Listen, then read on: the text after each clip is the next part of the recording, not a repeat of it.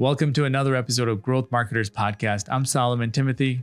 And I am Taylor Rowe. Welcome back, everybody. If this is the first time listening, give us a like, subscribe. Right. Don't forget to leave a comment if you have topics that you want us to cover.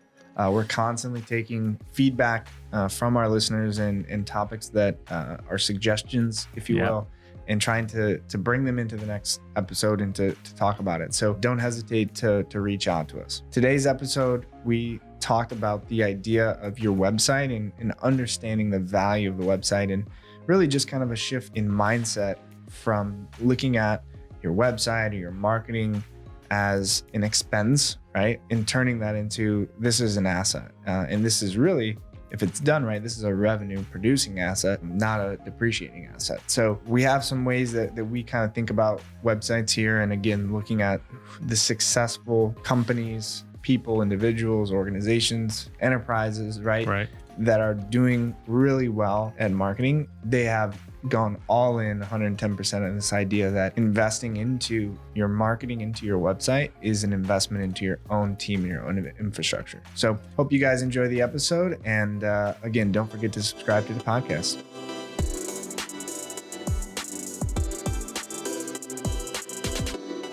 All right, welcome back, everybody. We're doing another episode of Growth Marketers Podcast. Today's topic is, how do you look at your website, the investment that you're making, and how do you justify, right? How do you justify how much money you invest into a marketing campaign, into content, into resources, teams, technology? That's really what we want to talk about. So Taylor, I know we got some thoughts that we're going to share with the audience. So let's kind of break that down a little bit. Yeah, I think investment is the right way to look at it. I always consider your website is really an asset, right? As opposed to an expense. A lot of times when coming up with budgets or anything like that, it's like, oh, here's an expense, or here's, I'm paying for this, I got to pay for this content, I got to pay for that. Pay for maintenance, hosting. Yeah. And that's the general kind of marketer or, business owner. I mean, people don't know, there's a whole industry out there revolving around the value of certain websites,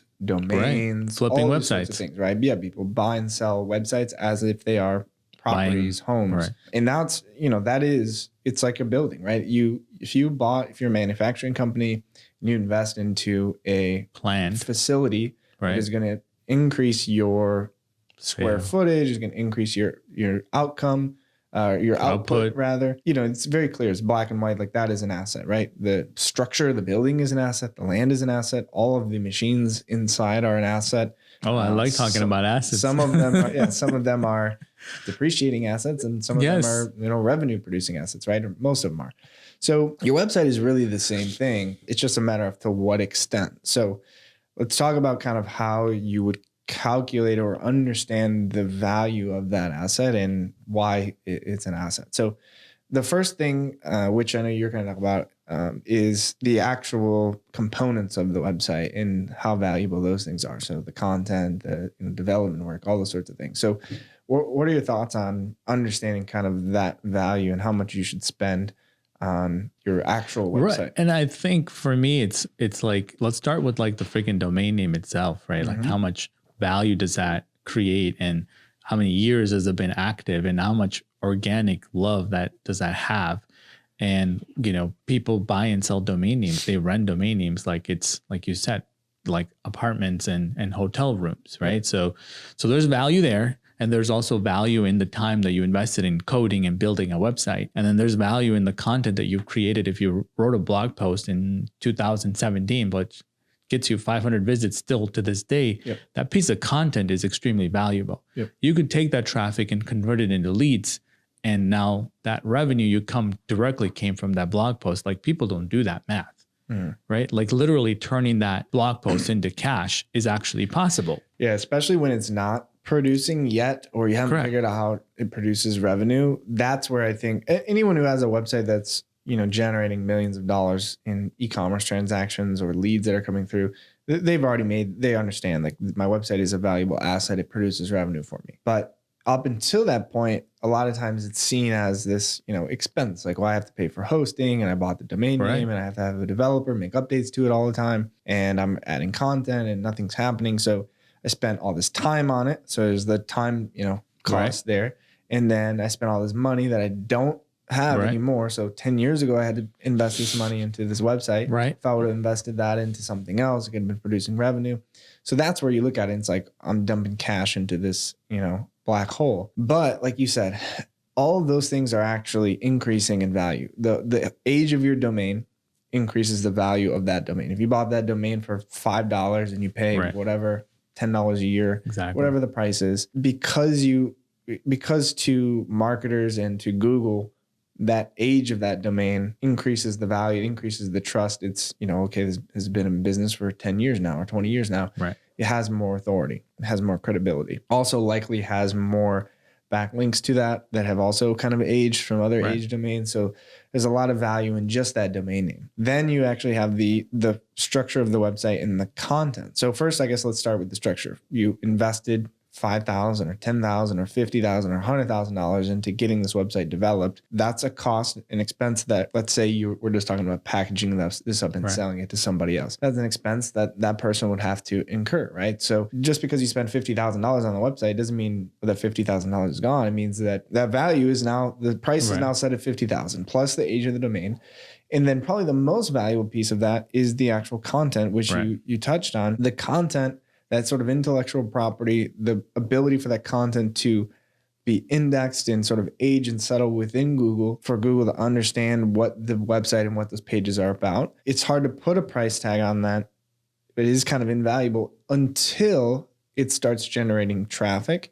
And that's where the big shift happens, right? So when you talk about calculating the value rather of that asset, it is the components that you have, is the physical things that are on the website, the domain name, SSL certificate, like the technology that you have any plugins that you paid for, the custom development work that was done, the images that you paid a photographer to take or you bought. Right. Stock photography all or the whatever. kind of stuff, right? And then the content, that's all adds up to a value. And really the biggest value is then, just like we talked about with those machines or that building that you built, how much revenue is that producing? And so if you look at it and you are a B2B company and our average order is 10,000 or 100,000 or 500,000. Let's just say we're generating enough traffic in the leads that are coming through. We can calculate that, and then obviously we have a sales team that's selling those leads. Let's just say that your website is producing $500,000 in revenue every year, right? Okay, well then your website is worth whatever you invested, right?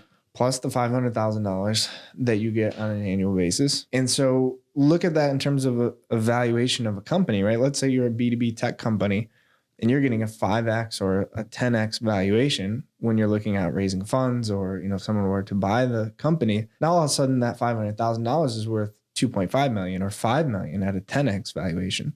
So now you have a website that, maybe you put like $50,000 into that's really worth $5 million. That's right. So those are the things that, for one, you need to track and measure and kind of understand. And two, that's how you need to think about this overall investment of a website as an asset rather than an expense, because it can be worth that much, but it's only worth that much if you have that second half in place of, okay, how are we actually driving visibility to this website? What is it producing in terms of leads? And then really most importantly, what are we doing with those leads? Are we turning those leads into revenue? Because otherwise it's still worth the domain value, the custom, all those things we talked about. Not $500,000. Might be 50,000, might be 5,000, right? It might be 10,000 or 100,000. But where you're really going to see that value of that website and you're going to be able to justify more expenses into that is when you get the second half of that working and you see it generating leads and generating revenue. And then it's really a no-brainer because that's increasing the value of your business and everything else is kind of growing from there. What about when that same customer comes back and buys another $500,000 worth of stuff? Yep.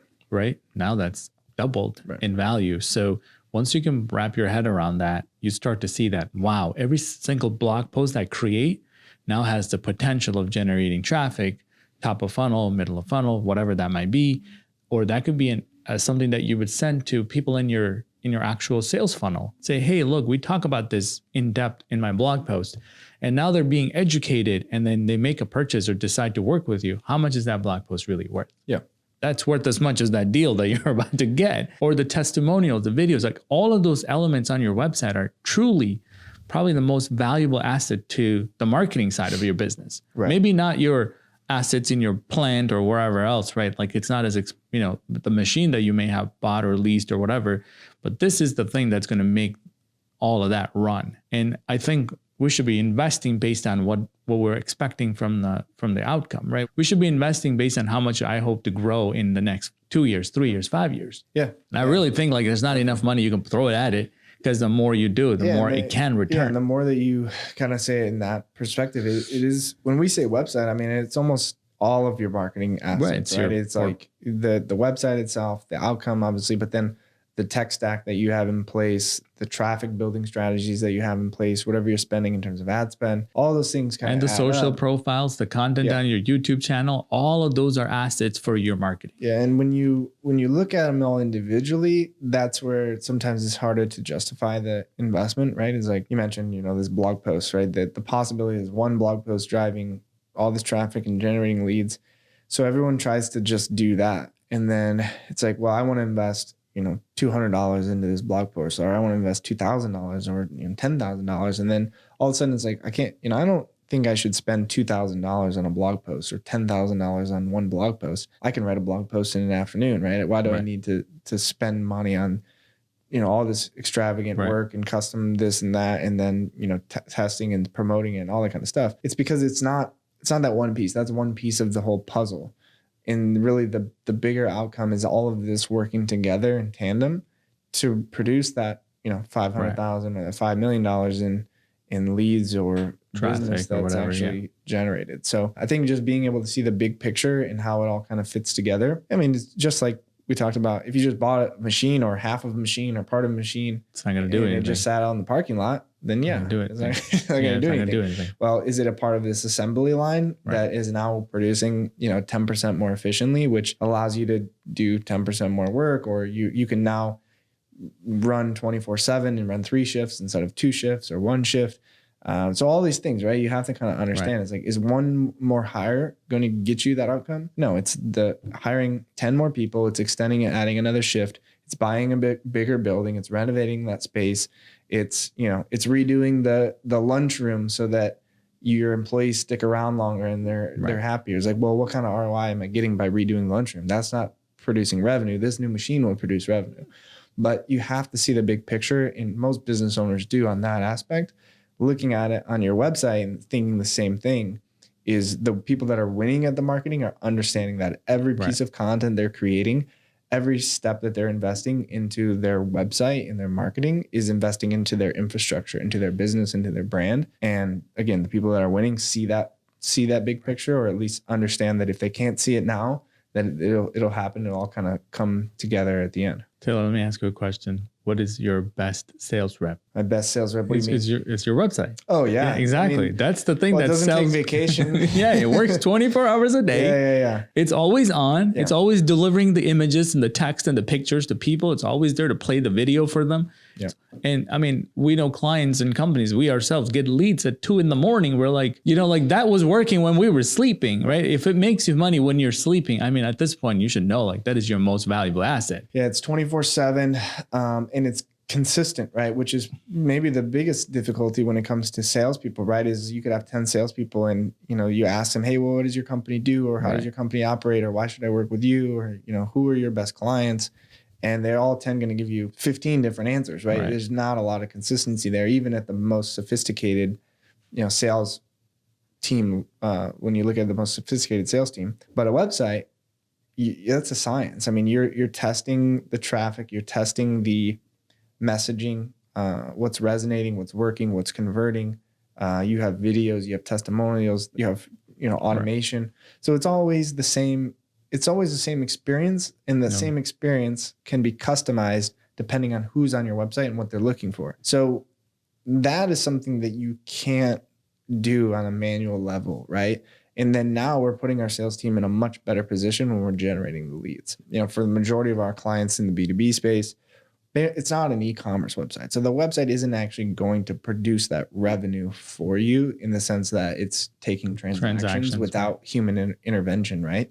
So that's another common misconception is like, my business is always done face-to-face and building relationships. Like a website is never going to be how we're going to do business. I'm not disputing that. The website is not going to, cha-ching, you swipe the credit card, but it's going to get people to break out their wallets, right? And pick out the phone. Or make more relationships, like you say. So that should be the goal of your website. It should be customized to your sales process. And I think that's important there. But yeah, no, I mean, anything else you want to add about that, I think is a great sort of framework or idea and a way to look at your marketing. And it's something that we certainly do here. And, 90% of our marketing investment is into our own assets. I mean, content that we're creating right now, these are things that we own that are forever. I love it. The platforms change, the way people find the information changes, but the content, the value, the intellectual property is always ours. And it's up to us to figure out how do we distribute that. And I'll end with this. And once you get that, you sort of get addicted. And guess what we do? You build a second property and you try to drive traffic. And like that's like some of our clients say, well, I need this website to do this kind of thing. And I need another website for this side of our business.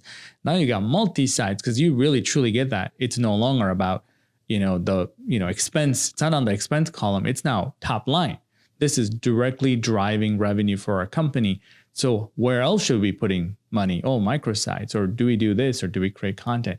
That's the mode that I want people to go in thinking about. It's no longer about, well, it's sort of like Bob is in charge of website and, there's this thing. It's no longer about that. It's truly directly affecting your top line. Yep. If it isn't, then we should talk. Right. Right. And if it isn't, there's a whole shift has to be changed. Yeah. And the idea of a website as we know it has already changed. And I would predict that is going to change drastically over the next 5-10 years. So it might not, you could listen to this podcast. We just said that this is going to be around forever, right? I mean, you could listen to this in 10 years and be like, oh man, these guys thought you had to invest in a website. People don't have websites anymore. What we're talking about is your own assets, right? Your own content. Today it's a website. Tomorrow it could be a Facebook page. Right, exactly. It could be anything. A podcast 10 years from now, what really matters. Could be your Google site. Your Google My Business page turns. Everything is going to be on Google pretty soon because they want to make money. But that's what we're talking about is your own infrastructure and kind of understanding what that is. Again, today it's your website. I mean, since websites were invented, it has been that way. And people have figured out how to monetize and capitalize their website for their industry. Are the ones that are succeeding today. And that's going to continue. The format may change, but that's going to continue. And for many, many businesses, the website is the business. Yep. Think about that, right? Like that is the business. Well, a lot of times, I mean, businesses, we work with so many different industries. A lot of times, even in something that is sort of as old school, if you will, as like manufacturing, a lot of times they're outsourcing projects or they don't do fulfillment on something and they don't really have a sales team. And so again, like you said, the website is the business, right? I mean, the idea that you can just pull these people out of the ether that are interested in doing business with you and turn those random interactions into conversations and turn those conversations into revenue for a product that you're not even developing. That's the business model. It's a different business model than there's ever been.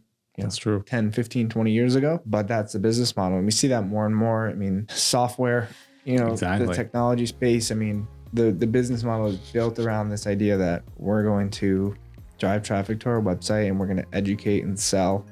And then we're producing a product that's also software based or cloud based. There's no real tangible, there's no real big overhead offices, employees. It's all based on the website. It's true.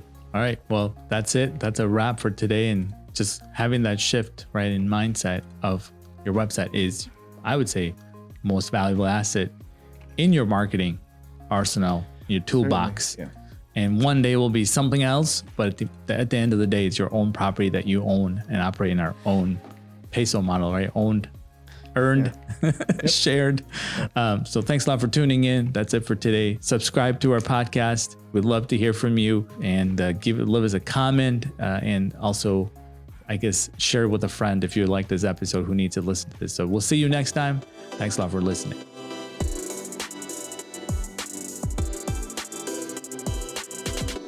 Join us at growthmarketers.co for podcast notes and more. We are on a mission to build a community of growth marketers to systemize and scale businesses.